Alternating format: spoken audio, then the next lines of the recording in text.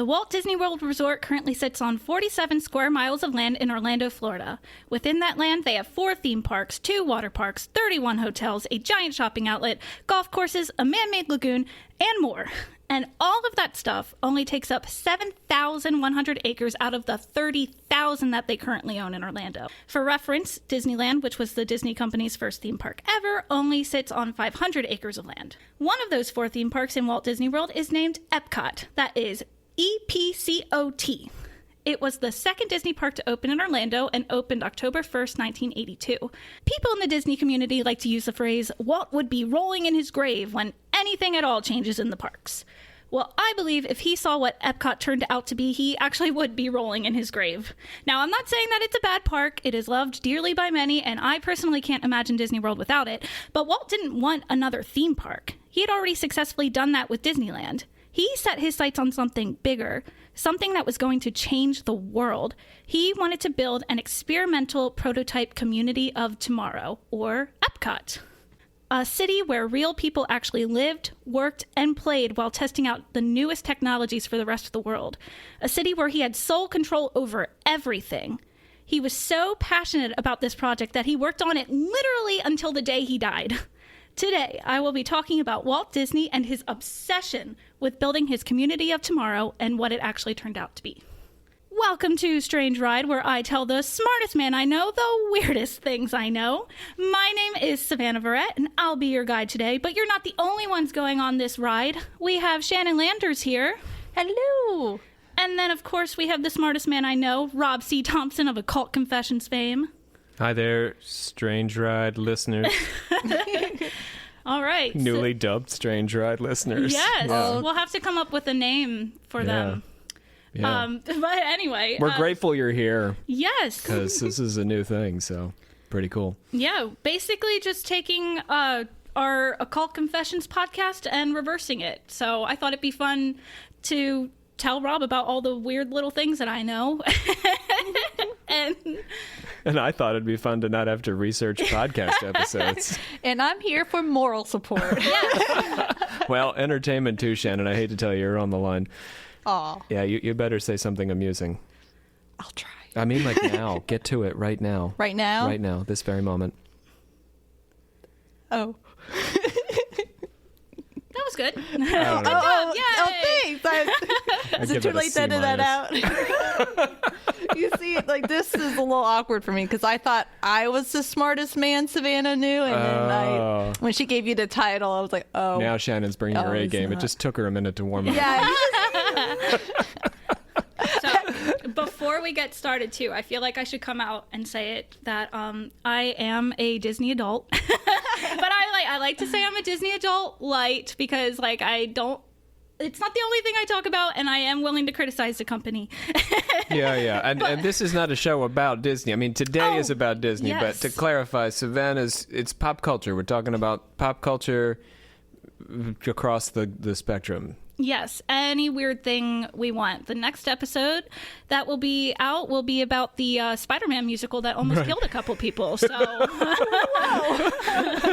not just amusement park stuff, but I do like amusement parks, so we will be talking theme about parks, that. video games, Broadway. What's a good musical without a few murders, you know? That's fair. Sweeney Todd is the best musical. Well, and also, I did want to say that, like, even though I say I'm a Disney adult light, I do have a Mickey Mouse balloon tattoo, and I go to Disney World probably once a year, so I think I'm qualified to talk about this topic. And so, okay, here's the pledge. So, for new listeners on Occult Confessions, we have a pledge that we do. So, I figured that we should have one here, too. Okay. So, I solemnly commit myself to keep my hands, arms, feet, and legs inside the vehicle at all times while on this strange ride. All right, Shannon, are you ready for it? God. I think I got it. Okay, I solemnly commit myself to keep my hands, arms, feet, and legs inside the vehicle at all times while on this strange ride. Great. We had our hands up and everything. Yes, I did put my hand up. But we shouldn't, because they should be inside the vehicle. We shouldn't have been doing that. Oh. Well, you can raise them up. You just can't put them. Above us. Yeah, they can go up. So they can roller go coaster vertical, style. but they can't go horizontal. So for the whole episode, we should have both hands above our heads. I thought you were just trying to go for a high five. So. you were going to lunge across. Yeah, I was going to go for it. This story does have a lot of crazy twists and turns, so you might want to hold on. Actually, buckle up. I want to say just today, I have a student who got a job at Disney working as a face or fur.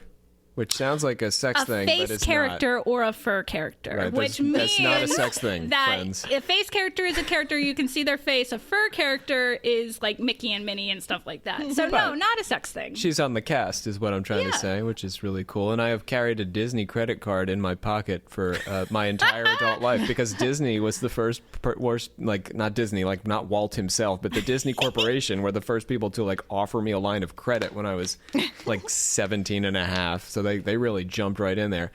I haven't been to Disney World in a long time, but I have all these Disney bucks to spend because of this rewards card. If you don't want them, I'll take them. Yeah, maybe I should hook you up.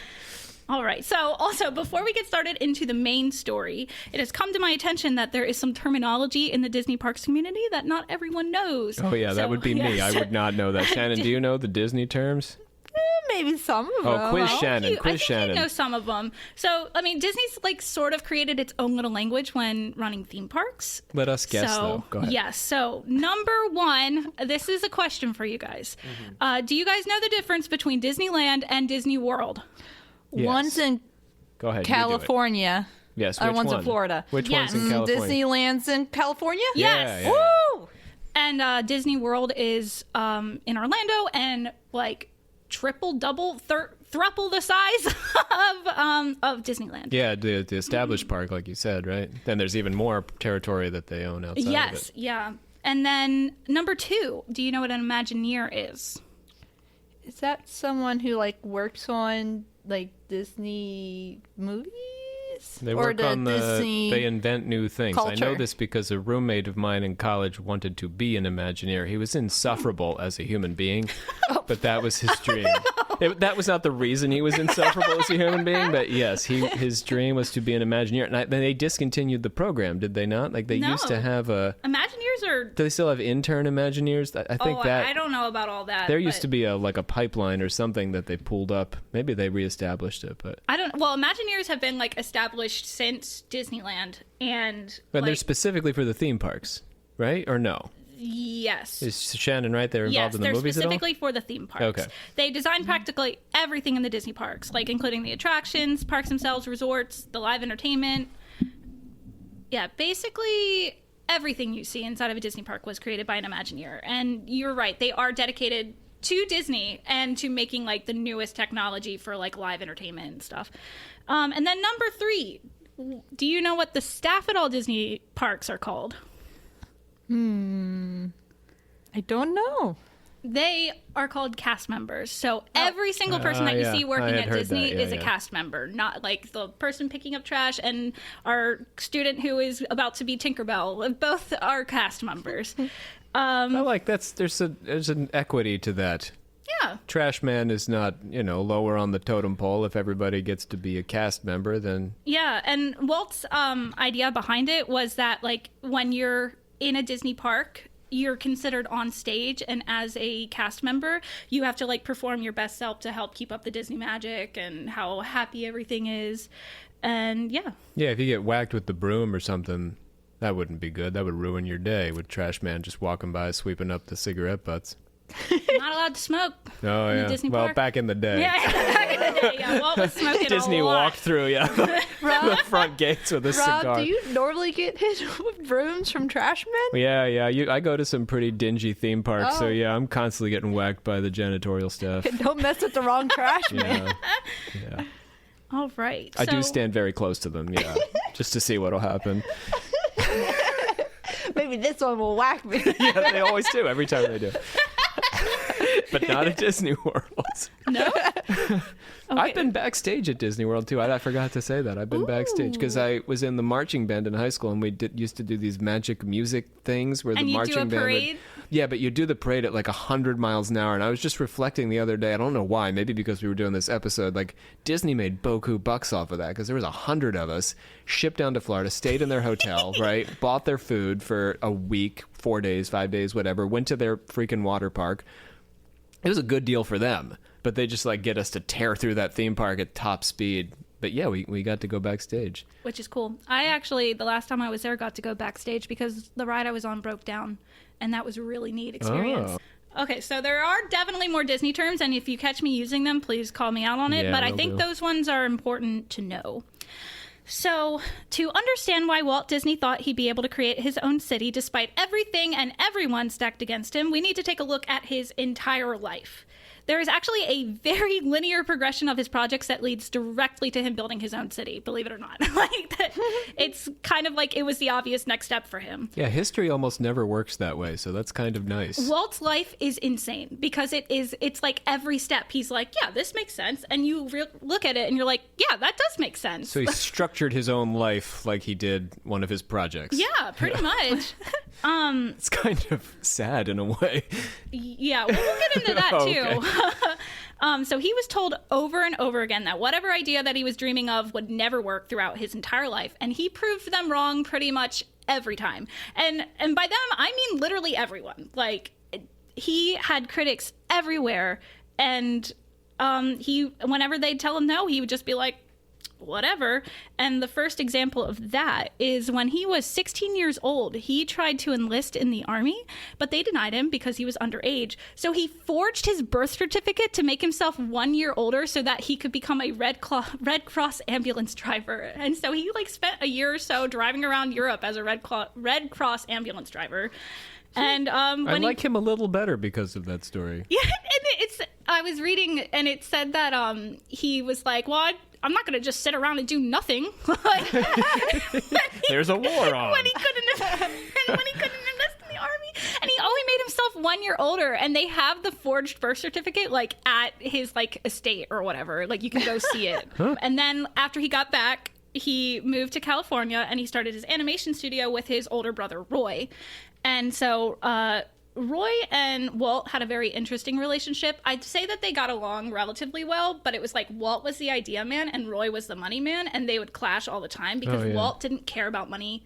Well, he obviously cared about money, but in the sense of his projects, he was like, all money can go to this. Whereas Roy is like, no, we need to keep some money for ourselves because I want to be rich.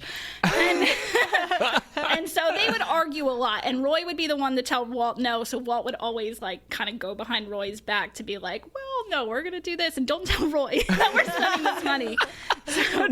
And a week later, Roy's like, hey, where did that $100,000 go that we had yesterday? Buzzkill Roy. Right? There's such a fun little anecdote where Roy had to go away somewhere, but right before he went, they were rebuilding It's a Small World in Disneyland, and Walt wanted to put gold on the facade of the ride, and Roy was like, no, that's such a waste of money. And so Roy went somewhere, and then when he came back, Walt had decorated the whole thing with actual gold. And Roy was like, God damn it. Walt, is that really gold? No, I painted it. It's just... I don't think it was I think it was the gold flake, so it wasn't he was putting gold bars on it. But anyway, it was pricier than just painting it gold. Yeah, exactly. Yeah. So they moved into a garage together, basically, and that's where they started their studio. Really? Yeah, Apple computers or something. Yeah, you know what's funny too is Walt Disney is very I'm the American dream. He started pretty poor and did kind of work his way up through the ranks. So he is kind of the embodiment of the American dream, which I think is why he's such a icon in American culture. Yeah. But is this the Depression with Mickey Mouse? Mickey Mouse, what was it, the 20s or? I think so. Snow White came out in 1937. So that's, times are tough, man. Yeah. That'll do. I don't know when the Depression ended and stuff. I don't know enough about that. Yeah, we're still, it's World War time and all this. We're gearing up for World War II and, yeah. Oh, yeah. Yeah, it's the 30s were tough. So Disney Animation eventually moved out of the garage and into like an actual studio, and they were creating very popular short cartoons, including the Silly Symphonies. But Walt felt that the shorts weren't going to keep his studio afloat, so he set his sights on making a feature-length animated film, which had not ever really been done before. It had been done before, but it was very rare and it didn't do very well. So when word got out that that was Walt's next project, all of his competitors and critics said that it would never work. No one wanted to sit through an hour-and-a-half-long animated film. And the project even ended up getting the nickname in Hollywood as Disney's Folly. That's how much people knew about it and were like, he's crazy. And he basically put all of his eggs in one basket. They dumped all of their money into making Snow White. And his brother Roy and his wife Lillian were trying to talk him out of it, but Walt was like, no, this is going to work. This is going to work. And they did go through with it. And $1.5 million later, on December 21st, 1937, Snow White and the Seven Dwarfs became the first full-length cell animated feature in history. It was a smash hit, and it made the Walt Disney Company a staple in American culture. So once again, proving everyone very wrong. And I also cannot stress enough that if this movie had failed, I don't think the company would even exist, or at least not in the same capacity that it does today. Yeah, we would be talking about this in a very different way. Hey, remember that guy who made a movie and it sucked? Yeah, it's a weird footnote moment. Yeah, remember that guy that paid those animators $1 million? It's weird. So after Snow White's success, the company continued to grow, and after building a new studio, surviving a workers' strike, both things that I will bring up again later, making many more movies. Surviving is a very kind word. Yeah, that's fair. Maybe I shouldn't have said it that way. Yeah, it's okay, I'm here. Plowing through a workers' strike. Smashing, demolishing a workers' strike. Oh, yeah, that's a good point. I didn't even think about that. Yeah. And also support the writer's strike going on right now. WGA. For those of you who are listening a year from now, sorry, but yeah. Oh, yes. Writers are on strike, to give you a sense of when we're recording this. They made a lot more movies, including live-action movies, and then Walt was struck with inspiration for a new project. So he would receive fan mail where fans would ask him to come tour the animation studio, and he also got requests for fans to come and meet the characters. He would think to himself that a studio tour would actually not be as fun as fans might have thought, and his priority was to make sure that people were entertained when doing anything related to the Disney company. And he didn't think that the tour would suffice.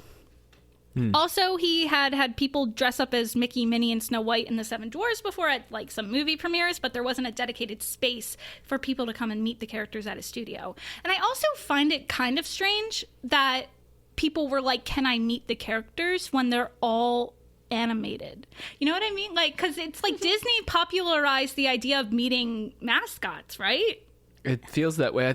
My understanding of his particular innovation is that it had been done, that people had mascots, but they were profoundly creepy. They were. Well, even Disney's were super creepy at first. It took him a long time to perfect the mask so that it didn't scare children, Times Square mascots. That's how they all used to look, was these weird, creepy... Yeah, I don't know exactly how the masks work. You might know better than me, Savannah, but... his design reached a point where the eyes didn't look so fixed. Something about the eyes. Well, the eyes actually move now and stuff. It's weird. Yeah. Because they have fans in there, right? No. Oh. Apparently that's a myth, but I don't know. They have some new technology going on inside those heads, and it's really neat, but I have no idea how it works. Because I like to keep the Disney magic. I always imagine ice packs in there, personally. No, I think you just sweat to death. God damn. They trade them out all the time. Well, I hope my student gets to be a face rather than a fur. I mean, the Little Mermaid, she's really got it. She's got the best deal. She wears the least clothes. Well, and then she's inside an air-conditioned grotto too. Oh, sweet! Oh. That's a nice gig. Because Ariel can't move around, so she is in her tail and she sits on a rock, and you go into an air-conditioned area and take pictures with her. Although if Erin gets Tinkerbell, that's a little dress. That's pretty comfortable. But if she gets Tinkerbell, she might be able to they put a real live actor up on the zip line at the top of the castle and make them fly. So that could be flying across. I'd do it. That would be kind of cool. Yeah. But anyway, God, we're getting really off track. I could talk about all this other stuff. So while out on a Saturday, which was Daddy's Day with his two daughters, Walt took his daughters to like a small amusement park, and that's when he was like, you know what? I would like to make an amusement park, but not dirty like this one. This one's gross. These weird Times Square characters. Yes. With the googly eyes. Well, apparently, like, amusement parks were like super seedy, creepy places back then. Carnies, yeah. Yeah, it's a yeah. carny atmosphere. All my love to the carnies listening. But yeah, you know what I mean. It was a seedy place. Yeah. And not long after that, Disneyland was Walt's next big project and obsession. And this is where Walt meets a really big player in the story. Having told some of his architect friends about his idea for the theme park, they introduced him to Harrison Buzz Price. He worked for the Stanford Research Institute and did site suitability studies. And the morning after meeting Price, Walt hired him. Like, literally the next day. Yeah, those are serious guys. I mean, they did everything SRI. They were the ones that were, I think they messed around with LSD. They messed around with psychic communications. Yeah. Oh? Yeah, when we did our episode on the psychics who worked during the Cold War, they came in part out of SRI. Oh. Yeah. Interesting. Yeah, well, this dude was crazy. I mean, like, in a good way. Like, Buzz Price seems like the smartest person ever. Maybe smarter than you, Rob. We'll see, Buzz. I'm sure Buzz made more money than I Yeah, well, he certainly I do. did. He had more patrons. Yeah, so he basically, like, set up a new, like, system for measuring how successful things can be and where they would be the most successful. I'm not going to get into everything because, like, honestly, when I was reading, I was like, this is all going over my head anyway. But he managed to find the right spot for Disneyland, and after working out a plan with Walt... Oh, so I see. So, like, space, just so where things would be, so like, location, location, location. He had a formula to determine the best possible location. Yes. In America? Or California? Well, California. Okay, so they said, okay, we're going to build a park somewhere in California. Mm-hmm. Use your algorithm to determine where we should put it. Yep, and Okay. he found that Anaheim was the best because it was right next to, like, a major highway that was getting built, and then it's, like, near the Disney studio and stuff like that. And Los Angeles is right there. Maybe Yeah. this was not such a genius. Hold on a second. I mean, I guess he could have picked San Francisco, but he couldn't predict the 60s. Rob just threatened because you said this guy might be smarter No, than him. but like, do you really need a fancy system to say, well, a lot of people go to Hollywood on vacation? I mean, Walt apparently couldn't figure that out. He needed this guy to be like, so where do all the tourists go in California? Well, there's Hollywood. Well, maybe It never occurred to me. I was going to put it in Sacramento. Probably multiple popular places. Everybody Yeah. loves Sacramento. no, but like exactly where? Like you could have put it in Hollywood, but you don't want to put it in Hollywood because Like it's right gross in the middle there. of Hollywood? Yeah, you know. All right, okay. And then I'll give him that. Anaheim had better things Give too him because that. Anaheim was a developing place, so they were able to buy like a lot of land at once. It had the highway, so like it would be easier to get there, and like nobody was around, so they were like, yeah, all the land for I us. bet Roy got involved a little bit on that cheap land situation. Oh, I'm sure he did. Roy was always in on the cheap land. Typical Roy. Typical Roy move. Can't give Buzz all the credit there. Nope. No, but this next part is great. This is like one of my favorite parts of the whole story. So, like, after planning this all out, Walt sent Price to the annual amusement park industry convention and trade show that was happening in Chicago that I didn't realize was a thing, but apparently The it is. expositions, yeah. That's where Disney, right? Is that what you're talking about? No. What is this? That's the World's Fair that you're talking about. Yeah. This is like apparently amusement park people who owned amusement parks back then would get together and just Oh. talk about it. How's your roller coaster doing? And Price, Any of your freaks going on strike? yeah, pretty much. I feel like that's what it was. And so he brought along other big company people or other big Disney company people like Richard Irvine and Bill Cottrell, who were the president and vice president of WED Enterprises, which is like the Imagineering part of the Disney company, and then Nate Weinkauf, who the book I was reading didn't say what his title was, but I've read that he was just very, very important to Disneyland, building Disneyland. So I was like, So he all right. hired all these guys and he didn't have anything yet. Yes. All these guys are running a thing that doesn't exist. Yes. Okay. Well, they're not running a thing. So Walt They're sent building them it. there to get their opinion, get these like the head of the theme park industry's opinion on if Disneyland would work or not. Okay. They gathered William Schmidt, who owned Riverview Park in Chicago, Harry Batt, who owned Pontchartrain Park in New Orleans, Ooh. Ed Schott, who owned Cincinnati's Coney Island, and George Whitney, who owned Playland at the beach in San Francisco, which must be like a brand, because like we have Playlands in Ocean City and stuff, so like I don't know if it's connected to him or not, but And Coney Island in Cincinnati. The Cincinnati Coney Island. that's what it says. All right, fair enough. Cincinnati's Coney Island. Is there? Okay. Anyway, they were supposedly like the top guys. Like they knew everything about the theme park business. So the four men schmoozed the park owners for 2 hours and then gave them a presentation detailing Disneyland. And oh boy, did the park owners hate the idea. They basically tore the entire project to shreds, saying not a single aspect of it would work. And the focus group advice ended with, tell your boss to save his money, tell him to stick to what he knows, and leave the amusement business to people who know it. They hated it. And they were also mad that he was basically trying to make a cleaner amusement park, and they're like, they're supposed to be dirty. What do you mean you're not putting sawdust in the hot dogs? You're never gonna make it. Exactly. And they were like, you're wasting all your money on a castle? Like, yeah, sure, that's pretty, but like, the castle doesn't do anything. Do you know how many bearded ladies you could get for one castle? Yeah, exactly. That's like kind of their idea behind it. And then it was like, if and you don't have carnies there to like try and steal people's money. There was a quote that said, if anybody is leaving my amusement park with a dime in their pocket, my carnies didn't do their job. Yeah, So it's yeah, like, that was it, right? Where's all the tiny basketball hoops that look big from a distance?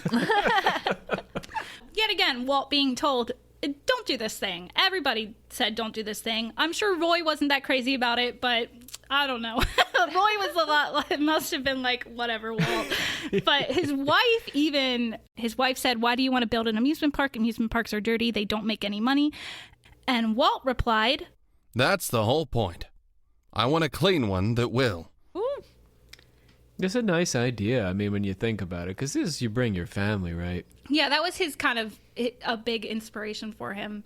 Well, because he was with his daughters, and he's like, oh, it would be fun to like bring them to a place like I said, that isn't dirty, but also a place that would be safe. Like I don't have to worry about them like getting kidnapped or something here. Yeah, and your classic carnival, like Dad's role at the carnival. I don't want to be gendery here, but like historically, would be to just like make sure his kids don't get screwed out of all their money. Yeah, And not look like an a-hole ass. Do we say asshole on the show? Not look like an asshole in front of his kids because he's getting screwed by the carny while they watch. yeah. It's a tough gig. Like, that's not fun. That's not a relaxing Saturday. That's kind Exactly. of stressful. And then you don't have anything pretty to look at, and there might not be enough benches, so your feet get tired. And so, like, this is all stuff that, like, Walt thought Benches about. everywhere. And, yep. That's what they flipped out about. Do you know how much a bench costs? You want people to sit? They need to be up spending money. Eating our sawdust hot dogs. Oh, my God. Yeah, of course, Walt doubled down, and we all know what happened next. Disneyland opened July 17th, 1955, and was a huge success and changed the way that theme parks were designed forever.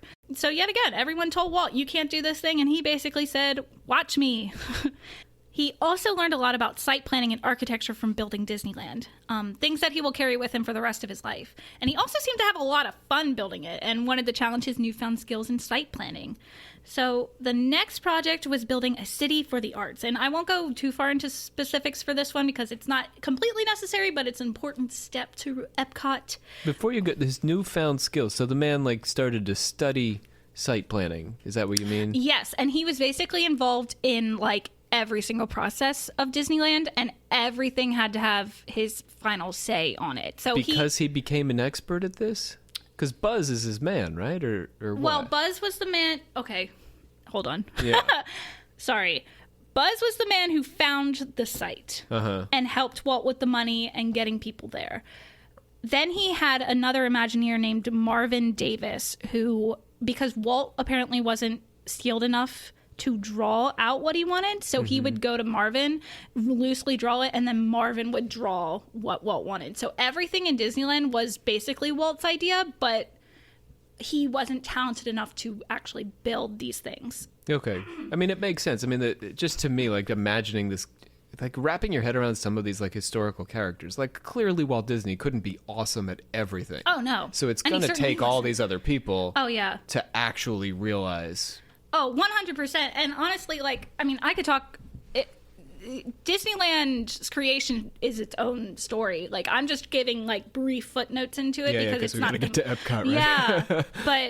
but yeah, like, there were so many people involved. It wasn't just Walt magically doing this all on his own, but Walt was the one who was like, I'm going to make it work. And Yeah, I he feel had like, the master plan. Yes. Yeah.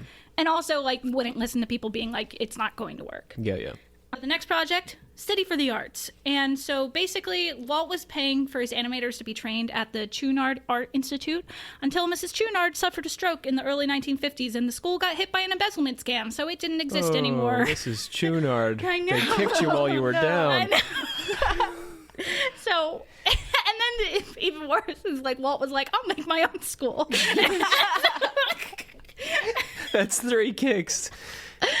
I don't think she was around anymore. Oh, by then, I'm glad Mrs. Chouinard is not alive to see this day. I don't know that for a fact, but that's the implication I got. He just started designing his own school, and then it's quickly morphed into like a whole city where he wanted like the main building to be the university, and then everyone who lived there would all be the students of the university, and they'd work in the town, live in the town, and like go to school in the town, and then they'd be able to like sell their art or showcase it and stuff like that, and then tourists would come in and like go to restaurants and theaters and blah blah blah. So they're working for him.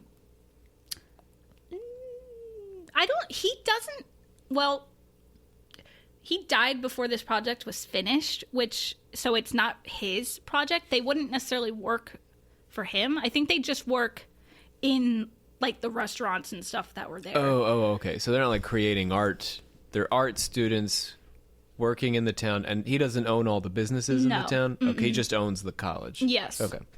Yeah, so they would work, they would go to the university, be students at the university, and part of their work could be actually selling their art in this place, but they'd probably be like the retail workers and stuff like that in this town. So far he's functionally capitalist, and we're functioning in a democracy. I know that that's not going to last forever It's as we not tend going to toward last Epcot. forever. But so far he's just running the college. Yes. Yeah. Well, except all it did was he basically just made concept art for it, or concept whatever for it, because he didn't make the art. Yeah. He had his Imagineers do it. He called it City of the Seven Arts, which I thought was kind of a goofy name. The 7. Yes, exactly. I was like, what are the 7 different arts? But anyway, it didn't end up coming to fruition, but it's important because it was Walt's first time dabbling in actual city planning. And then it also shows how much he trusted Price, because he once again hired Price to find like a perfect spot for him to do this. And Price did find a spot, and it actually ended up becoming the California Institute for the Arts, or better known as CalArts. So Walt Disney basically founded CalArts, which I had no idea. And then when he died, he left half of his estate to the school as well. So like he was like big for his animators getting an education. And that makes sense. Let me just real quick here. You want to give $1 million to Harvard? What for? Harvard doesn't need that money. Yeah, right? You. So he's gonna start. That's a different thing, though. If you want to start a school, now you're creating new opportunities for people. Those rich ass kids at Harvard or whatever they are, they're children of privilege now, even if they weren't before. Now they are. They don't need your $1 million. Nope. But this is a different. Starting a school, there's a good use for all the billionaires who listen to this show. First, give us some money. Then, yeah, I was about to say, if you have $1 million to spare, send it our way first, but then make your own school. Elon, if you're out there, Mark. He's too busy on Twitter. Right. Well, you never know. Maybe he's interested in Epcot. Maybe this is Elon's next project. Oh no! Rocket no! Land. Well, I'll tell you why you shouldn't do it, Elon, if you are listening. This may appeal. Anyway. With Disneyland being as successful as it was, and for as long as it was, Walt started getting offers from big businessmen on the East Coast to build a second Disneyland. He was interested, but wasn't sure that it would work. He also believed that it couldn't be a direct copy of Disneyland. It would have to be better. When asked to make a sequel for the Three Little Pigs Silly Symphony cartoon way back before Snow White, Walt said, I never believed in doing sequels. I didn't want to waste the time I have doing a sequel. I'd rather be using that time doing something new and different. You can't top pigs with pigs. That's a good line. Mm-hmm.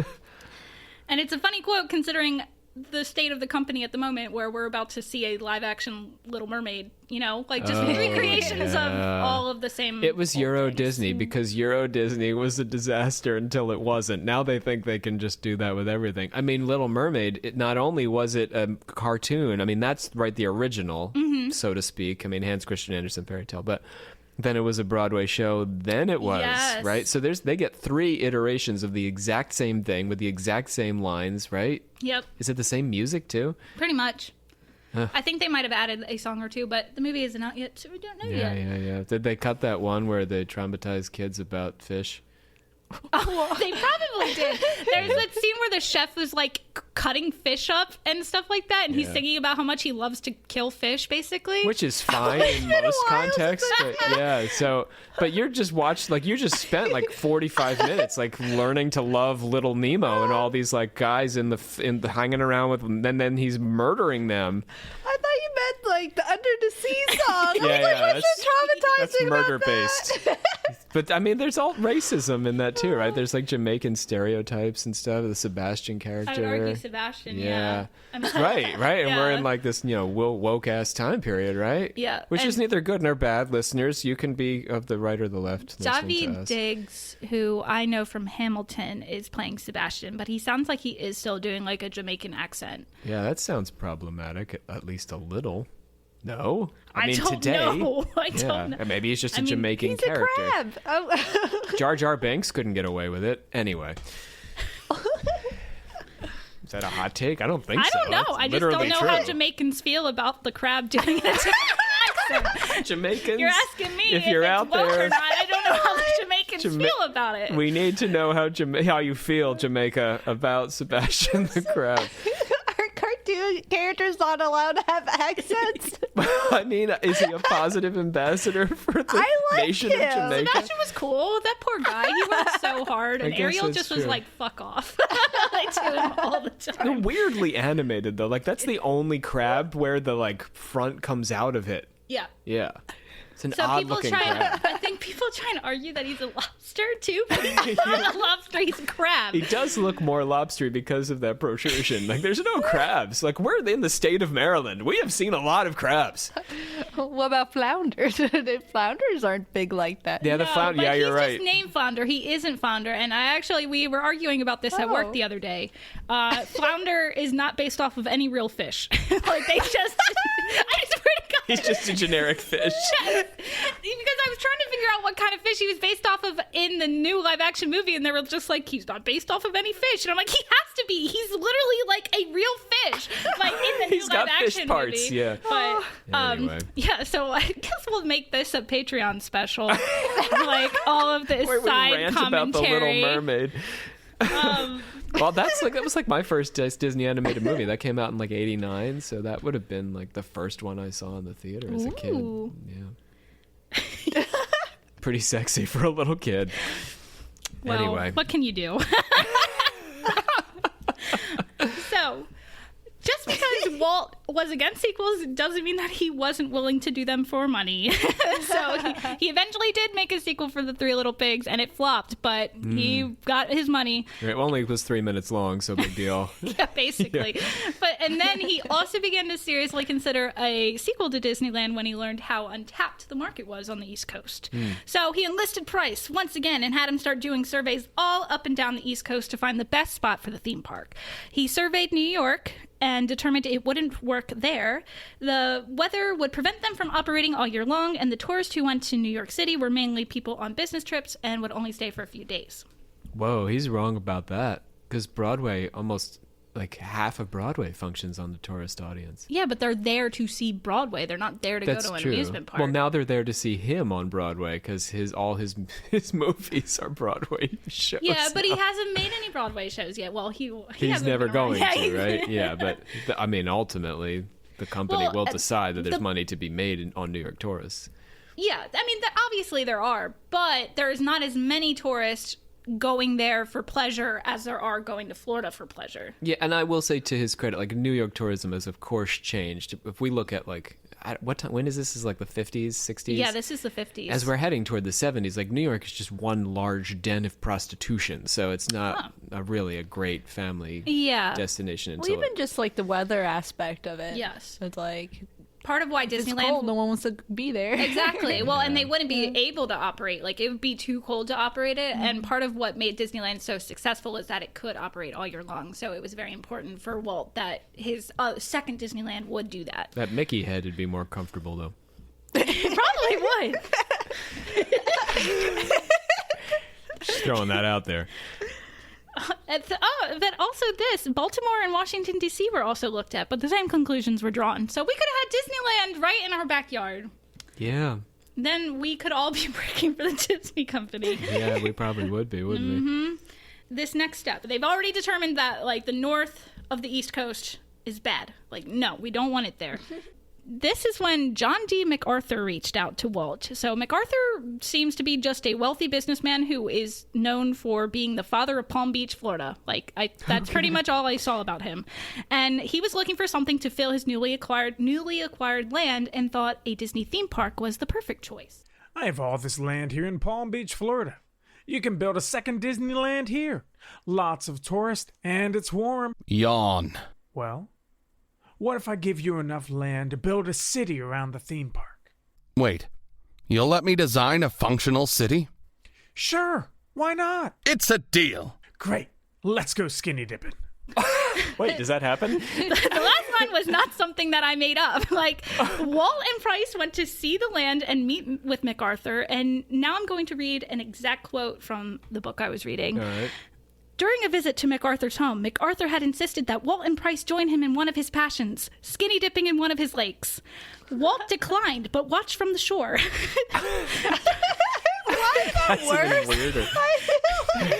Which implies that, so Price and Walt were there together, so that implies that Buzz said yes, and Walt said no. So Walt just watched these two grown men skinny dip in this lake from the beach.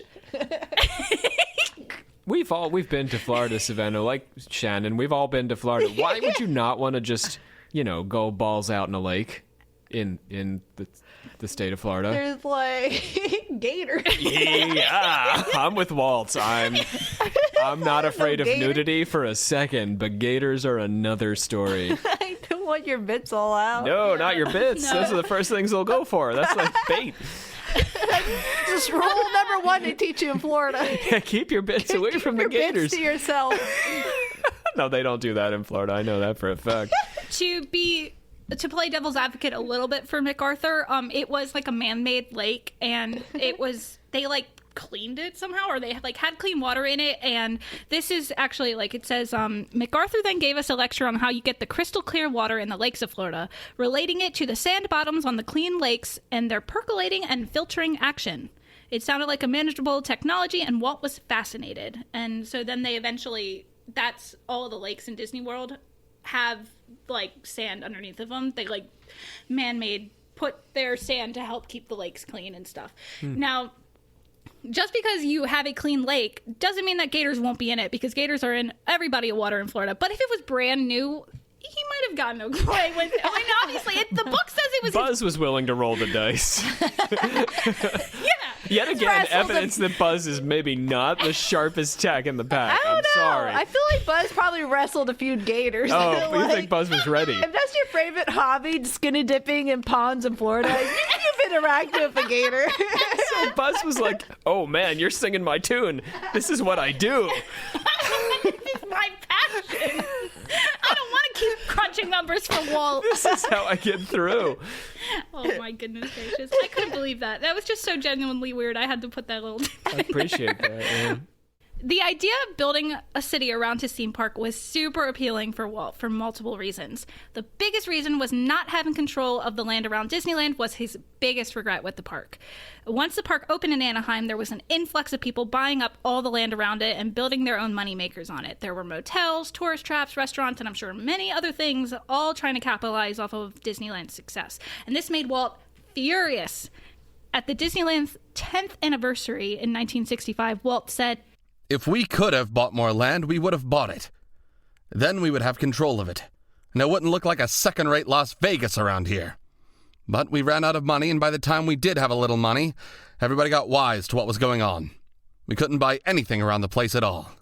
So how do you do this? Like Kissimmee, right, exists in part as a adjunct of Disney that Disney doesn't control. what does? I'm sorry. Kissimmee, like Kissimmee, St. Cloud, that region. Like, Oh, okay. But I just don't understand, like, how much land would you have to own to prevent that from happening? 30,000 acres of land. But even then, like, these places still are going to pop up on the outside that are going to offer cheaper hotels and, Yeah. Whatever. It's capitalism. And it wasn't necessarily, I mean, I'm sure the lost money was a part of it, and Roy was probably like, ah, but Walt was more upset with the aesthetic of it. He hated the fact he called it a second-rate Las Vegas. He hated that, and he wanted everything to look a certain way. Like I said, he had to accept every final detail in Disneyland, and he wanted it to look like old America. Like, he wanted it to look like the main street of the town where he grew up. And so you're like in this nice little town in this nice fictional world, and then you walk out of Disneyland, like out of the front gates, and then all of a sudden you're hit with this second-rate Las Vegas, and that's what pissed him off. So in a way, like, all the fast pass hijinks and everything of the last 20 years is very on brand for Disney. He wanted you to have to stay at the hotel to be able to fully enjoy the park. Oh, for sure. I mean, in practice, it created second-class citizens, right, of the tourists going to Disney World. But yeah. No, but yeah, I mean, because it's like the Disney experience. And then when you're staying at Disney places, you're having the Disney experience. This is exactly how Walt wanted you to see it, blah, blah, blah. Yeah. I was a working-class kid, so I was at the Holiday Inn with my parents. When we went to Disney World, I was, 3 years, right, Shannon? Like, we're at the fucking Holiday Inn. We're not freaking Holiday Inn. So sorry, Walt, but it's just too pricey to stay at the Polynesian resorts. It looks nice. Shannon's like, nah, I went with Savannah's family. Oh, yeah. So you were at the Polynesia. I went with experienced Disney goers. Yeah, it's a price thing. Like, he's got you by the, hairs of your scrotum there. If you're There's cheaper hotels now, but anyway, we're getting off topic again. Those all-star resorts are basically bargain bin. Honestly, Pop Century, I like staying there. It's got the sky gondola thing.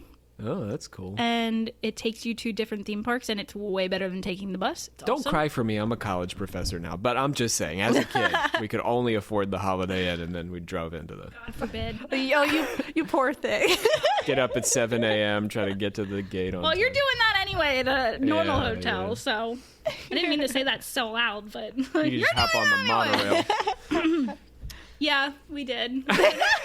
We're not hopping. We're in the minivan, the rental minivan. We're not hopping on any monorail. But those Disney Mickey waffles are banging. Yeah, nope. We're eating the continental breakfast. We get half of a blueberry muffin and some Captain Crunch. Well, sucks to suck, I guess. Sucks to be poor. My classism is really showing right now. Hardcore, man. Look, Mickey Mouse waffles aren't that expensive. I would know. I've never had the pleasure. Captain Crunch came free. Epcot. Okay, Epcot. Where were we? he was very mad about the second-rate glass. he was very... This is all the bonus material. All of this is going on Patreon. The episode starts here. Yes. So, yeah, Walt wanted everything to look a certain way, like we mentioned. So another reason why Walt wanted to build a city is because he believed he could.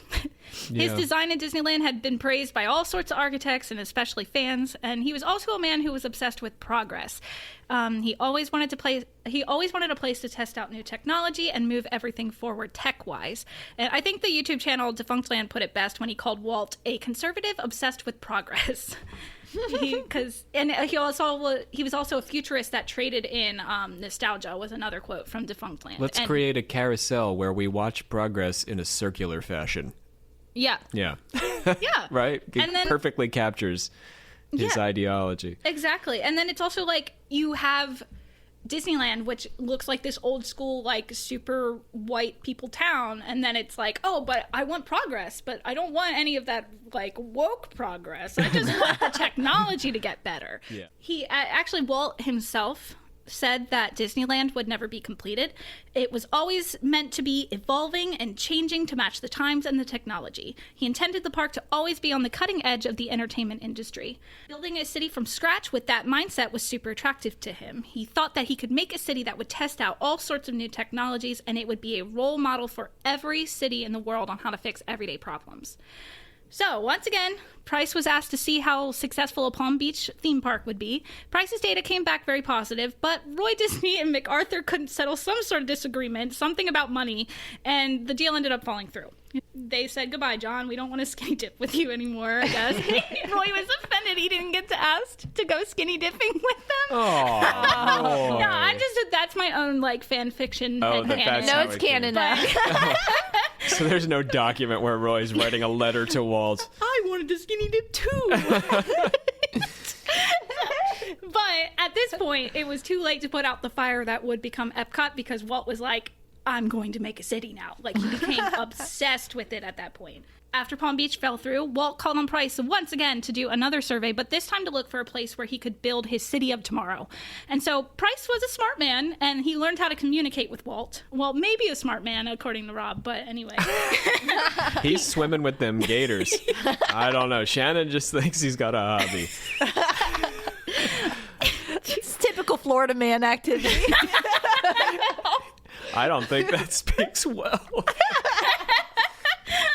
But he did learn how to work and communicate with Walt Disney, which is that's tricky. Yeah, so he's a Disney whisperer. What he learned is that, well, Walt didn't like to be told no. So if Price heard an idea from Walt that wasn't possible, he'd say yes if. Walt responded very well to that talk. It didn't say no, but it also set up like little tasks for Walt to do. So he distracted trying to figure this out.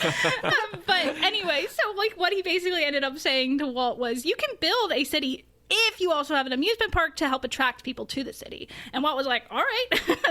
Price got to work looking for the best place for a theme park and a city of tomorrow in Florida. And he found that the best place would be Central Florida because it would be the easiest place for like all residents in Florida to get to. And then tourists driving to like the southernmost tip of Florida would be passing right by the park. So it's just like so much tourism and people moving around in Florida. Sure. Oh, and then a highway was also getting built in Orlando. He really likes putting stuff next to highways that are getting built because that's what happened in Anaheim too.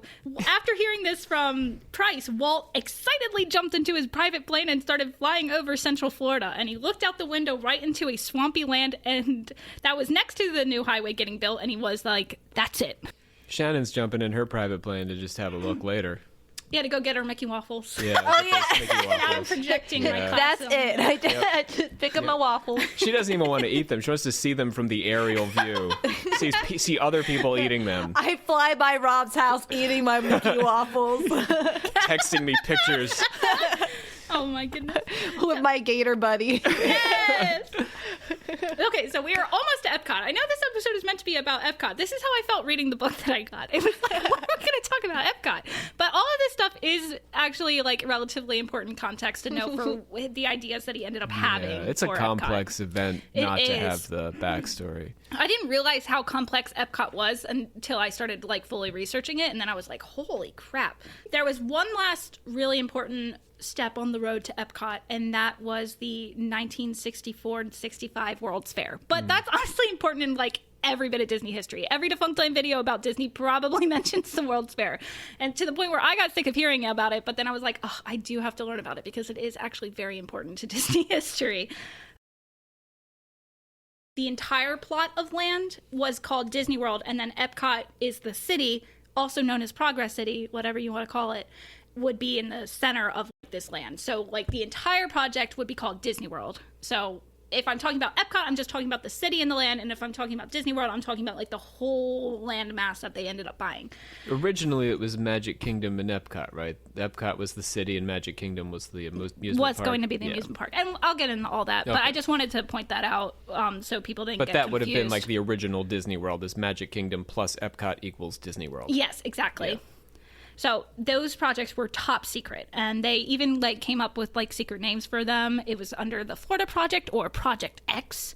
And Walt and other executives started buying up the land in Orlando under fake identities and companies to avoid anyone trying to get in on building a building right outside of the park or charging very expensive rates for this land. So I'm sure Roy was very happy with this. Yeah, it's a smart plan. Oh yeah, people would have charged a fortune if they knew that Disney was going to build another park there. Yeah, if they just think it's the Florida Projects, they're not going to buy a bunch of land. Yeah. For people who don't know, a World's Fair is a large international exhibition designed to showcase the achievements of nations. And Walt wanted his Imagineers to work and create attractions for the World's Fair because he saw this as a test run for the Florida Project. So he gets sponsorships from big companies trying to show off for the rest of the world, and then his Imagineers would get practice building new things. Also, he'd like convince them to sponsor his city, and he'd get to see how the East Coast liked Disney attractions. For some reason, Walt believed that the East Coast was more sophisticated and wouldn't want a theme park like that, because apparently it was like the East Coast is where all the decisions are made in DC, so there's more sophisticated over there. That's a typical Hollywood attitude, I think. The old line is something like everyone in Washington, D.C. wishes they were making movies in Hollywood, and everyone in Hollywood thinks they're big time, wants to be in Washington, D.C. running stuff. Interesting. Yeah. Well, success in this fair would increase Walt's confidence in EPCOT. The company managed to get some important sponsorships, and the Imagineers got to work making attractions for the fair. They made 4 attractions, 2 of which were recreated and put into the parks and are actually staples in Disney parks. It's a Small World was created for Pepsi-Cola, and the Carousel of Progress was created for General Electric. So I'm sure everybody knows It's a Small World. Like, yeah, Pepsi everyone actually knows that. like traded on that quite a bit commercially, like, you know, bringing the world together. Really? Yeah, I didn't realize that. It's part of the brand. And look at the logo itself is globy. Oh, yeah, Yeah. it is. And then the Carousel of Progress, Rob kind of mentioned it earlier. The Carousel of Progress is like a moving theater. So you sit in the seat, and then the theater, the auditorium like moves around these different scenes, and you just basically move in a big circle, and every set / stage you go to, it's like a different era, and the guy talks about like all the technological advances that they have in the era and stuff. And that's where the song Big Bright Beautiful Tomorrow comes from, and which is like a huge thing in Disney parks and stuff. So like, and also, like, they use that phrase all the time. Like, that's one of Walt's biggest quotes. It's like, oh, there's a big, bright, beautiful tomorrow at the end of every day or whatever. Catchier than Little Orphan Annie. The sun will come out tomorrow? Yeah, it's a little... Yeah, it's a little nicer. Waltz, yeah, sounds more hopeful, really. Yes, it does. Boy, you're in the shit today, but thanks, Little Orphan Annie. The other 2 attractions weren't recreated, but they inspired other things that people know and love, or at least kind of like in the theme parks. There was Great Moments with Mr. Lincoln, which was made for the state of Illinois. Guests would enter an auditorium where they'd sit and see an animatronic President Lincoln give speeches. This would eventually inspire the Hall of Presidents in Disney World, which is a show where you get to hear it from every U.S. president ever and see them recreated as an animatronic. That one isn't exactly the most popular ride, but it is a nice place to cool down. And also, like, seeing it once is like, wow, they really do look real. But then it's like, whatever. And then I haven't been in it since they put Trump in it, so, like, because he was a president. Wasn't that created... I am a little nerdy about this. Liberty Land was in Disneyland, but he never built Liberty Land. I think that's where it was originally going to be. The Abe. I mean, after the World's Fair. Well, I don't know. Yeah, I'm pretty sure. FYI, I'm pretty sure it was. I'm sure it's the same animatronic, and then maybe they were like, "Oh, but he we couldn't." could do but all they the other canceled presidents. Liberty Land. They didn't end up doing it. Oh, okay. So that's how it ended up getting in Disney World. Yeah, subsumed because by Liberty Disney Land World. is a thing in Disney World, Yeah, and that's where the Epcot America, right? No, in the Magic Kingdom. Oh, they yeah. have a Liberty Land in the Magic Kingdom, and that's where the Haunted Mansion is, and that's my favorite ride. Oh. Well, almost my favorite ride. I guess I never thought about it that way. That's what it's called, huh? It's called Liberty Land? I'm pretty sure. Weird. Yeah, it's kind of weird. And then the Hall of Presidents is there. They used to have like a Muppets Tell the U.S. History show there, but like that's gone now. And then it has the Haunted Mansion, which is made in a colonial fashion. So like they were like, okay, let's just put it there. I mean, like the style of the house. And then fun little side fact, so all of the concrete there is like red, so it's like meant to look like clay and stuff like that, but in the center of all the streets there's like this brown like rocky stuff, and apparently it's meant to be like people would throw their like just sewage out the window and the sewage would like puddle into the middle of the road. So apparently that brown path in Disney World in Liberty Square is meant to be like the sewage that would be in the Times. Gross. Yeah, very weird. But yeah, so the Hall of Presidents was okay. It's okay. It happened. My uncle really likes it. Oh, Todd. It was made for Todd. It really was. The last attraction that they built for the World's Fair is the most important one. The technology created for this would be used everywhere in the Epcot designs and would create one of my favorite things in all of Disney World. And I'm so excited that I get to talk to you guys about this. So the attraction was called the Magic Skyway, which was made for Ford. Guests would ride in a Ford Mustang, which was introduced that year at the fair. It would drive itself on an elevated track above the fair. And how the Imagineers accomplished this self-driving car is with tires on the track below and a plate underneath each car. So basically the plate would like get stuck or would be pushed into the wheels, and then the wheels would push it along. And there was just like a continuous line of wheels continuously pushing this plate along, and it would drag the car with it. Does that make sense? Yeah. Do you know what ride this might be? You know, don't you? I can't remember now. No, it's okay. Because I remember, I think I told you, I was like, I love this, my favorite ride. It's called the People Mover. People Mover. Oh, yeah. It is one of the best things in Disney World. And I'd always loved it, even as a kid. And then as I grew up and I found Diz Twitter, like this is what they call themselves, just people complaining about Disney on Twitter.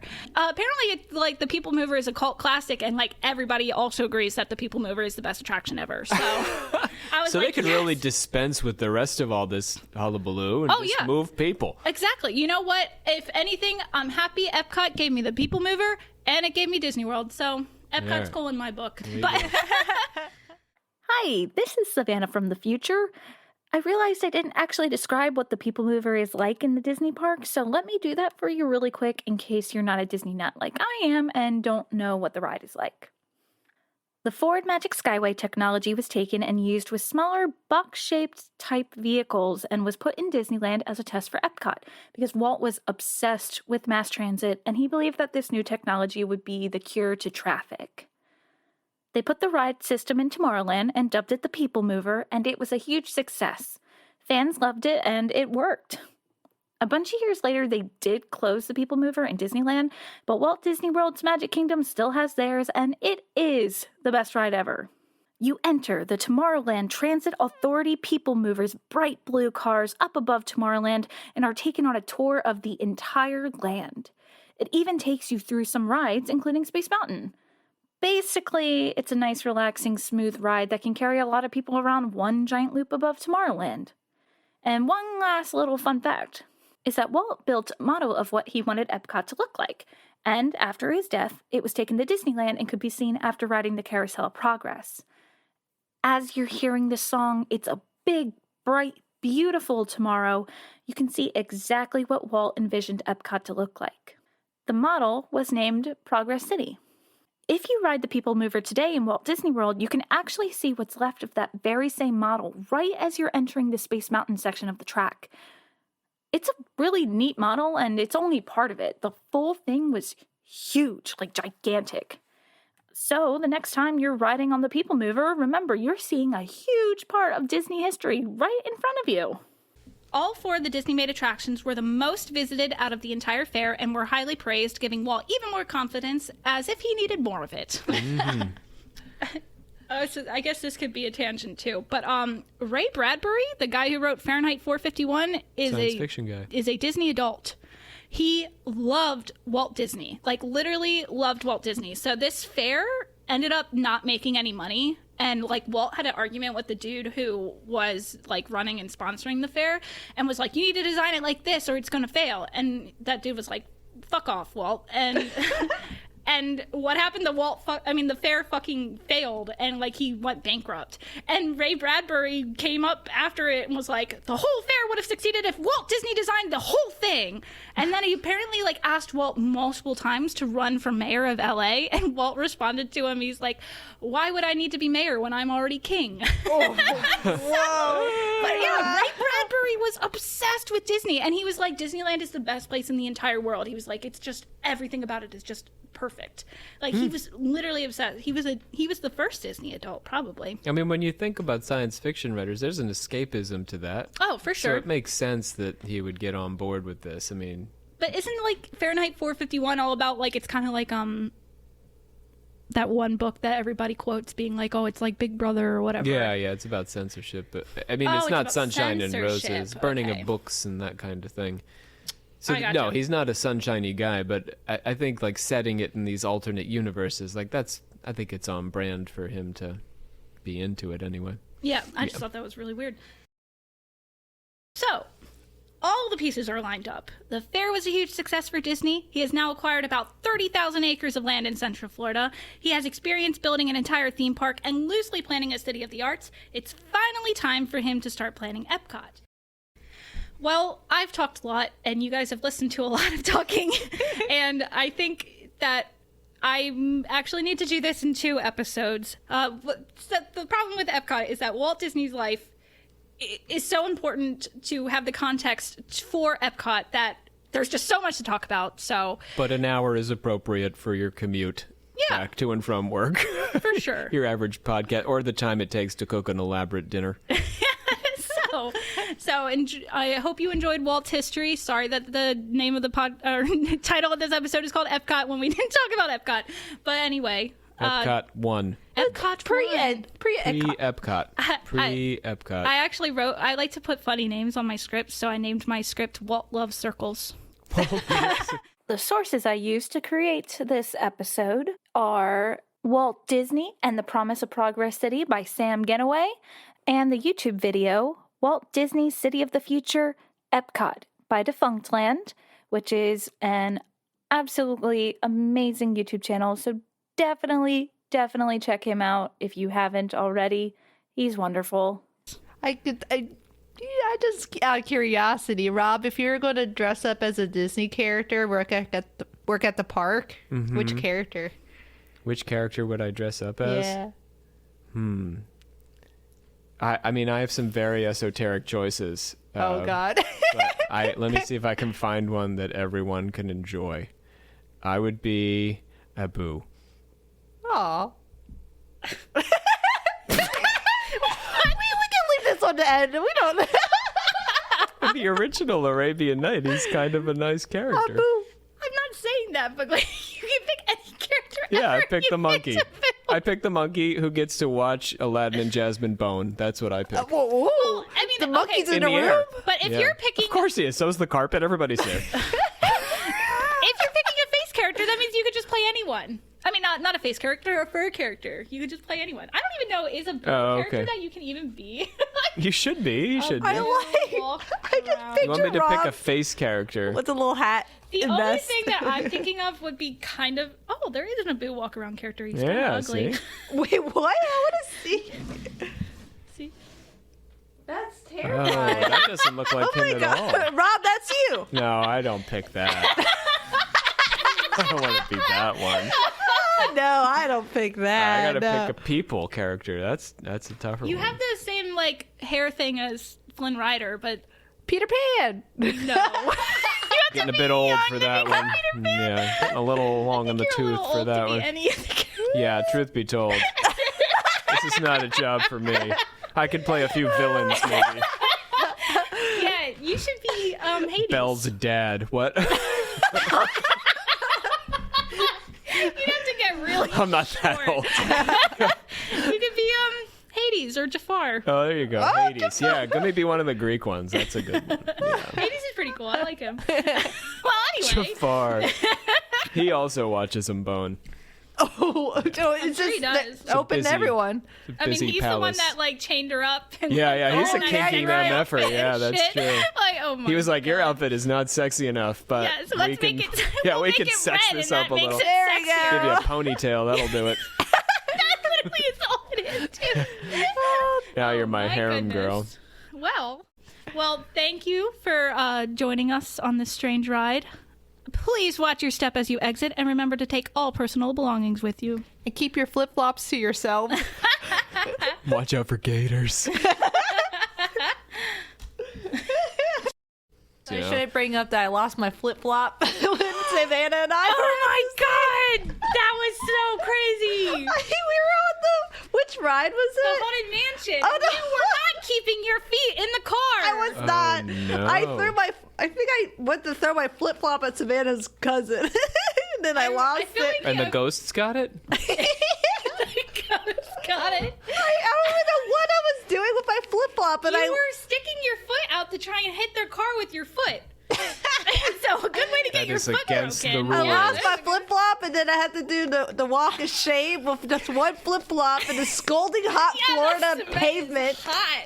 And I'm like looking for shady spots. Like Savannah and I are like trying to find a kiosk of flip-flops. We went to every store and like none of them were selling flip-flops. We were like, we need new. Too bad you weren't in the water parks. I bet they have them. Oh yeah, and then I was just like, then we eventually found a pair of flip-flops. And I think I was carrying around my one single flip-flop in like a Still Disney shame. bag. Still I'm in like, what do I do shame. with it? But I think the funniest part about that entire story is that when we got on the ride, you went to the worker who was like directing people off, and you were like, I lost my shoe, and they looked at you like, okay. So I just remember their face being like, okay. You were worried that it was gonna break the ride. I'm sorry, you were worried that it was gonna break the ride. But you went to like the Haunted Mansion character. Like those guys are in character, right? Well, they're the cast members who help you get on and off the ride. And yes, they have a little bit of a character where they're like kind of mean and they're meant to look kind of scary and stuff. But yeah, like, So it would be odd for them to be like, "Oh my God, I'm so sorry about your Stop shoe." the ride! Because they're supposed to be This like, 16-year-old "Have a spooky redhead lost her time. flip-flop. Have a spooky time. I hope you don't die out there." This girl lost her shoe. Turn this fucker off. Just picture like a family driving by, just seeing this loose flip-flop. Totally. you know, too, that like because they clean the rides and stuff like that. So like at the end of the night, they were sweeping off and they're like, "Where did Whose this shoe flip is come this? from?" Oh my God. Okay. See, this would be a good example of something for Patreon, or it could go at the end of the episode. You can always do that. we could do. Shannon's flip-flop trauma. I have a lot of Disney stories. So okay.